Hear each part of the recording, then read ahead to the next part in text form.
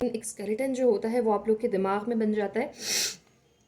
इसकी मिसाल आप इस तरह से ले लें कि एक अंडा जो होता है, एक के ऊपर क्या होता है, सबसे पहले अंडे का छिलका होता है इस तरह से, ठीक है। हाँ, इसका क्रॉस कट सेक्शन की बात कर रहे हैं, जो इस तरह से एक है, इसको हम यहाँ से काटा हमने और इस तरह से हम देख रहे हैं सबसे बाहर यहाँ पर क्या होता है, इसका छिलका होता है। अब अगर आप लोगों ने नोटिस किया हो तो इसका जो एक छिलका होता है उसके अंदर एक और छोटा सा छिलका होता है इस तरह से, बहुत ही छोटा होता है इस तरह से, ठीक है। फिर यहाँ पर अंडे की सफ़ेदी होती है जो फ्लूइड की तरह होता है, और यहाँ पर बीच में होती है इसकी जर्दी।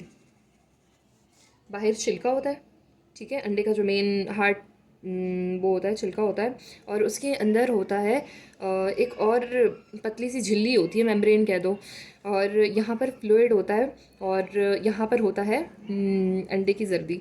तो सेल की मिसाल भी इस तरह से है।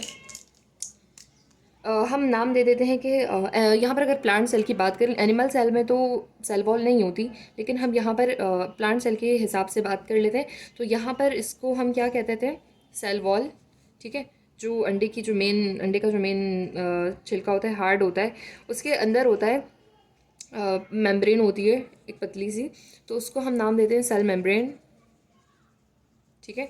और आप लोगों ने नोटिस किया हो तो अंडे की जो जर्दी होती है ना, उसके ऊपर भी एक यहाँ से इस तरह से झिल्ली होती है, एक मेम्ब्रेन होती है जिसने इसको कवर किया हुआ होता है। अगर ये मेम्ब्रेन नहीं होगी, आप लोगों ने अक्सर नोटिस किया होगा कि अंडे की जो जर्दी होती है उसमें अगर हम चम्मच वगैरह से इस तरह से करते हैं तो वो फट जाती है। तो वो क्यों फटती है? क्योंकि उसकी जो मेम्ब्रेन होती है ना, झिल्ली, वो फट जाती है। तो इससे ये जाहिर होता है कि हाँ, इसके ऊपर भी एक मेम्ब्रेन होती है।